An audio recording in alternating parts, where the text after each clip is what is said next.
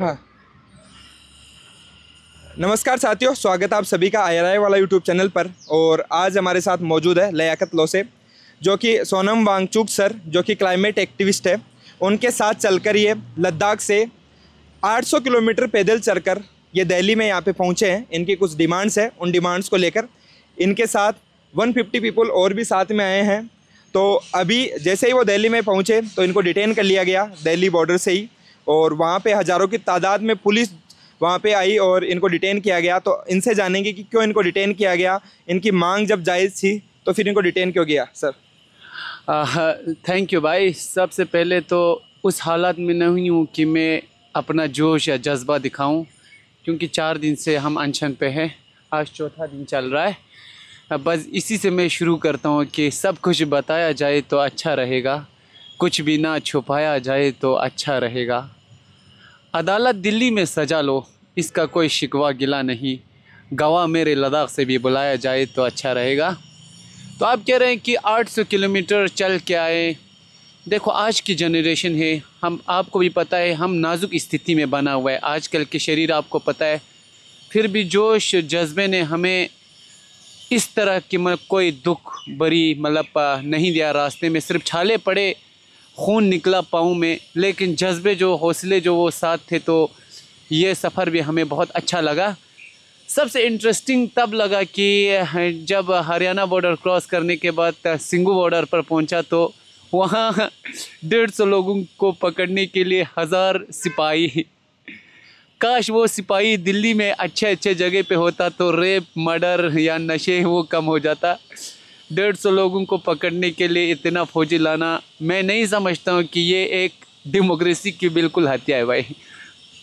तो रही बात जिस तरह हमें डिटेंशन किया, वहाँ 80 साल के बुज़ुर्ग थे, हमने वहाँ खाना भी नहीं खाया और उनका कोई अच्छे तरीके से हमें ट्रीटमेंट भी नहीं किया, ना मेडिकल चेकअप थे।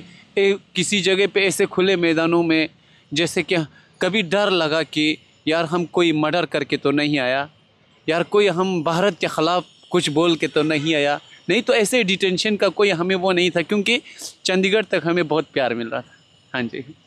ओके, तो जैसा कि आपने बताया आप पैदल चल के आए, तो आपकी मुख्य मांग क्या है? जैसे क्लाइमेट चेंज पे सोनम सर लगातार हमारे जो यूथ है, इंडिया का यूथ, इंडिया के जितने भी लोग हैं, नागरिक हैं, उनको लगातार वो अवेयर करते रहते हैं। तो क्या क्या लद्दाख में क्लाइमेट से रिलेटेड प्रॉब्लम्स आ रही है जो कि आज आप फेस कर रहे हैं वहाँ पे? बहुत सारे प्रॉब्लम फेस कर रहा है। सबसे पहले तो आप मांग की बात कर रहे हैं, हमारे पास बिल्कुल जेन्युइन 4 मांगे हैं। 6th schedule, number 1 statehood, public service commission और MP जो ले और कारगिल में एक दिया जाए। तो आप कह रहे हैं कि क्लाइमेट चेंज क्या है? यार हमारे ग्लेशियर भी बिल्कुल बर्बाद हो चुका है।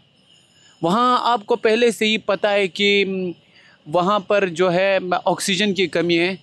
आज वो लोग 6 शेड्यूल नहीं देगा तो हमारी सॉइल जो है वो फ्रजाइल सॉइल है, वहाँ पर ख़तरा मंडराते रहेंगे। जिस तरह हमने हिमाचल में देखा, हिमाचल में बहुत सारे लोग कहते थे कि हमारे यहाँ लोगों ने डेवलपमेंट के नाम पे इंडस्ट्रीज़ लगाया, पोल्यूशन हुआ, वहाँ कैंसर की बीमारी हो रहा है, लंग्स कैंसर की बीमारी। वहाँ पर दब चुके हैं पहाड़े। 3-4 किलोमीटर के पास को कम करने के लिए उन्होंने टनल खोदा है, वो भी दब चुका है। तो ऐसे डेवलपमेंट्स के का क्या फ़ायदा? ऑलरेडी लद्दाख एक लेस ऑक्सीजन जगह है, हाइट पे है, हाई एल्टीट्यूड पे। तो हम नहीं चाहते हैं कि उनकी तरह से डेवलपमेंट हो उस तरफ से जो यहाँ मैदानों में होता है, क्योंकि हमारे पहाड़ और हमारे सॉइल और यहाँ के सॉइल में ज़मीन आसमान का फ़र्क है। तो इस चीज़ से हम इन चीज़ों को रोकना चाहते हैं। आज हमारे लद्दाख के बच्चे नशे की तरफ जा रहे हैं, तो हम नहीं चाहते कि हमारे लद्दाख के नौजवान जो है इस नशे की तरफ जाए। क्योंकि एक कहावत मैंने अपने दिल में रखा है, जब मैंने किताब में पढ़ा था कि एक कौम की या एक स्टेट की रीढ़ की हड्डी होते हैं यूथ। वो रीढ़ की हड्डी जब नशे की तरफ जाएगा तो वो कमज़ोर हो जाएंगे। इसीलिए हम चाहते हैं कि ये मांगे हों। पब्लिक सर्विस कमीशन 5 साल से ख़त्म है। माँ बाप अपने जी जान लगा के पसीने से कमाए हुए पैसे को बच्चे को पढ़ाने बाहर भेजता है, वो बच्चा वहाँ मोमोज़ भेज रहा है और कहते हैं कि सरकार हम लद्दाख में डेवलपमेंट कर रहा है। उस डेवलपमेंट का क्या फ़ायदा? घर के सामने जल जीवन का पानी पहुँचा होगा, लेकिन उस पानी से पकाने वाले खाने पे इतना टैक्स है, तो उस डेवलपमेंट का हम क्या करें? उस डेवलपमेंट का क्या फ़ायदा जिस डेवलपमेंट से रोड का तारकोल लगाएंगे, वहाँ से उस वजह से हमें पॉल्यूशन हो रहा है। डेवलपमेंट देख के कैंसर लाना ये मुनासिब नहीं समझते हम। ओके, जैसे कि आपने बताया, मैं आपकी उम्र जानना चाहूँगा, आपकी उम्र क्या है? मेरा उम्र 26। आपकी 26 है, तो आप इस कच्ची उम्र में, इसी उम्र में जहाँ पे आपके दिमाग में कैसे है कि आपको सोनम वांगचुक सर के साथ चलना चाहिए और उनका जो एक क्लाइमेट मार्च है, उस क्लाइमेट मार्च में आपको भी पार्टिसिपेट करना चाहिए? बहुत ज़रूरी था, क्योंकि सोनम वांगचुक सर सिर्फ अकेले या उनके साथ बुज़ुर्गों को ही आना ये मुनासिब नहीं समझता है, क्योंकि मेरे अंदर दिल है और मेरे अंदर ज़मीर भी अभी ज़िंदा है।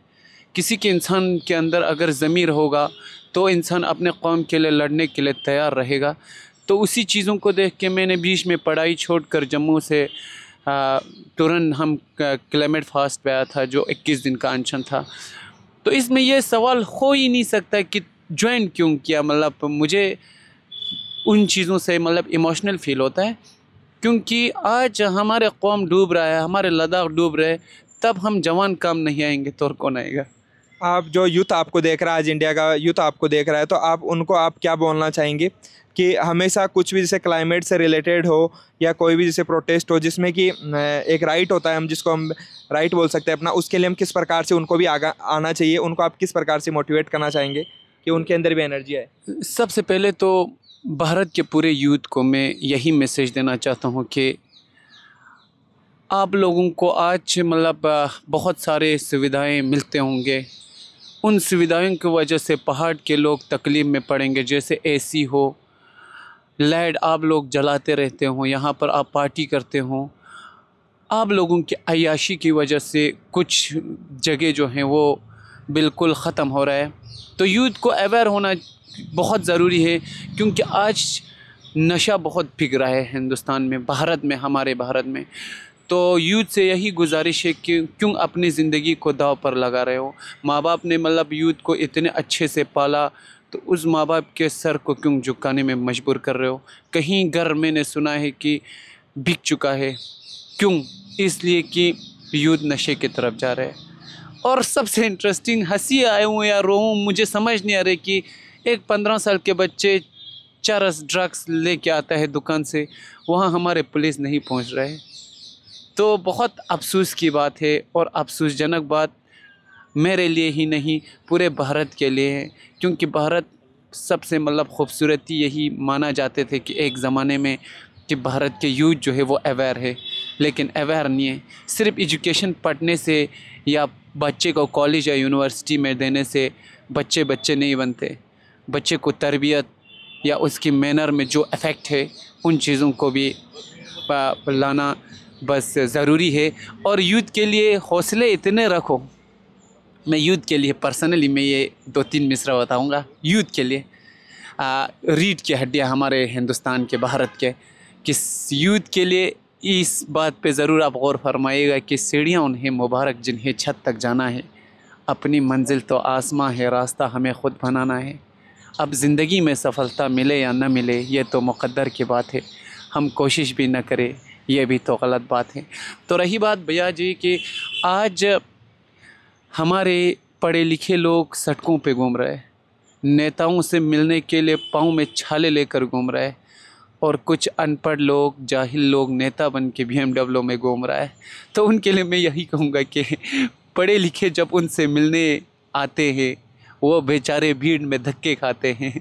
जिन लोगों को ABCD तक मालूम नहीं वो तो नेता बन के BMW में घूमते हैं। हाँ भैया, बिल्कुल आपने सही कहा। और जैसा कि आप लगातार 4 दिन से अमरन अनशन पे आप बैठे हैं, तो कब तक आपने ये सोचा है कि हम अनशन नहीं तोड़ेंगे? जब तक या सरकार की तरफ से आपके पास कोई वार्तालाप का ऑफ़र आया है क्या अभी तक? अभी तक नहीं आया है। आप फील कर रहे होंगे कि आवाज़ बिल्कुल स्लो हो चुका है। इसका रीज़न यही है कि इन तपते धूप 40 डिग्री में हम कभी बाहर नहीं बैठे, लद्दाख में भी। तो यहाँ हमारे मतलब आवाज़ स्लो हो चुका है। इसका मतलब ये नहीं कि हमारे जज्बे जो है वो बुलंद है, क्योंकि ये एक बहुत खूबसूरत पल है हमारे लिए कि एक कौम के लिए मर मिटना बहुत फ़ख्र मानता है। हम बिल्कुल उसको एक शहीद मानेंगे ख़ुद अपने ज़िंदगी में। मर भी जाएंगे तो हम रेडी है, इसलिए रेडी है क्योंकि हम आज हमें कुछ हुआ तो कल हमारे लद्दाख के फ्यूचर तो बच जाएंगे। इसीलिए हमें कोई शिकवा गिला नहीं, सरकार जिसका भी हो हमें उनसे गुस्सा नहीं, क्योंकि हम लद्दाखी कभी किसी पे गुस्सा या पत्थर मार के प्रोटेस्ट करने में हम बिलीव नहीं रखते हैं। हम गांधी के रास्ते पे चलते हैं, दूसरे लोगों के नहीं। सो नाराज़ है, नाराज़। आज बीजेपी के लोग हमसे मिलेंगे तो हम प्यार से गले मिलेंगे, जैसे कि मेरे भाई से हम जब बहुत देर बाद मिलता है तो किस तरह फीलिंग लेता है, उसी तरह मिलेंगे हम बीजेपी के जितने भी नेता आएंगे। हमें सिर्फ उनसे नाराज़ है, गुस्सा नहीं है। ओके ओके, तो आपने बहुत ही सही शब्दों में आपने यूथ को कंप्लीट जो आपकी मांग है उसको आपने समझाया। आपने भारत के हर एक नागरिक तक आपकी आवाज़ पहुंचाने की कोशिश की। इसके लिए आपने अपना समय दिया। आप बहुत मतलब बोलने के लिए रेडी नहीं थे, लेकिन हमने फिर भी रिक्वेस्ट की तो इन्होंने बोला कि ठीक है हम 5-10 मिनट के लिए बोल पाएंगे, क्योंकि उतनी एनर्जी नहीं है। 4 दिन इनको हो गए हैं अभी तक, खाना इन्होंने एक अन्न भी इन्होंने अभी तक कंज्यूम नहीं किया है। और वो भी 4 दिन के बाद मैं बीमार हूँ, बिना खाना खाए दवाई खा रहा हूँ, एमॉक्सिलिन ले रहा हूँ।